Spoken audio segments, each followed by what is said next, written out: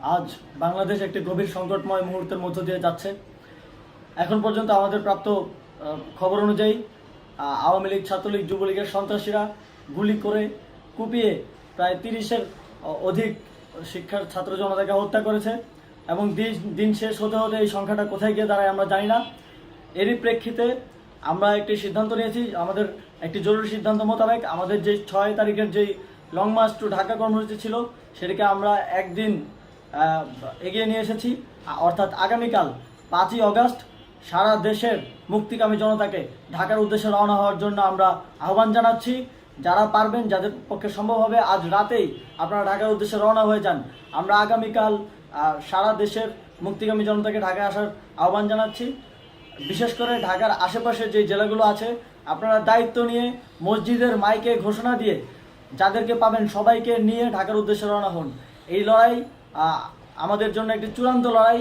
আমরা চূড়ান্ত ঘোষণার জন্য প্রস্তুত, আমরা গণভবনের দিকে যাত্রার জন্য প্রস্তুত এবং সেই উদ্দেশ্যেই আপনারা সবাই ঢাকা আসুন।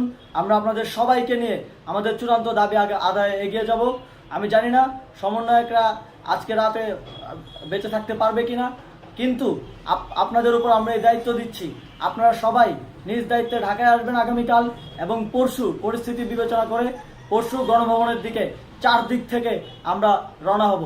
আমরা খুব আতঙ্কের সাথে লক্ষ্য করছি যে ছাত্রলীগ, যুবলীগ এবং আওয়ামী লীগের গুন্ডারা পুলিশের অস্ত্র দিয়ে পর্যন্ত সাধারণ জনগণের উপর হামলা করছে।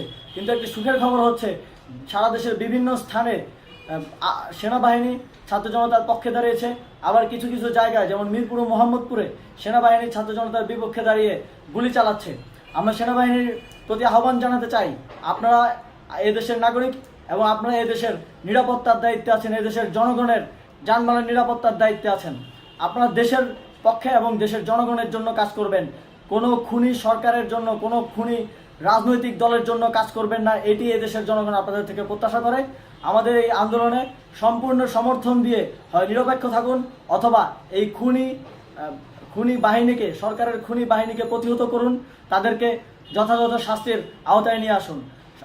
যেই কারফিউ সরকারের পক্ষ থেকে ঘোষণা করা হয়েছে, আমরা স্পষ্টভাবে বলতে চাই সেনাবাহিনী এই ধরনের কোনো কারফিউ বাস্তবায়নের জন্য মাঠে না নামে। যদি মাঠে নামে তাহলে সেনাবাহিনী স্পষ্টভাবে অফিসিয়ালি জনতার বিরুদ্ধে দাঁড়াবে। আমরা চাই না সরকারের এই ষড়যন্ত্রে সেনাবাহিনী পা দিক। সেনাবাহিনীকে জনতার বিরুদ্ধে দাঁড়ানোর যে ষড়যন্ত্র সরকার রচনা করছে সেটিতে সেনাবাহিনী পা দিবে না, এই বিশ্বাস আমরা রাখতে চাই। আওয়ামী লীগ আজ সারা দেশে তাদের খুনি বাহিনীকে নামিয়ে দিয়েও ছাত্র জনতার প্রতিরোধের মুখে টিকতে পারেনি। রাজপথের পরাজিত শক্তি হিসেবে তারা সেনাবাহিনী সহ অন্যান্য বাহিনীকে আমাদের বিরুদ্ধে কাজে লাগানোর চেষ্টা করছে। এই চেষ্টাকে, এই ষড়যন্ত্রকে ব্যর্থ করতে হবে এবং আগামীকাল সারা দেশে মসজিদে মসজিদে ঘোষণা দিয়ে ঢাকার উদ্দেশ্যে আপনারা রওনা হন। প্রত্যেকটি পরিবার থেকে অন্ততপক্ষে একজনকে ঢাকার উদ্দেশ্যে রওনা করে দিন, এই ইতিহাসের সাক্ষী হতে, একটি নতুন বাংলাদেশের অভ্যুদয় ঘটানোর একজন কর্মী হতে। ধন্যবাদ সকলকে।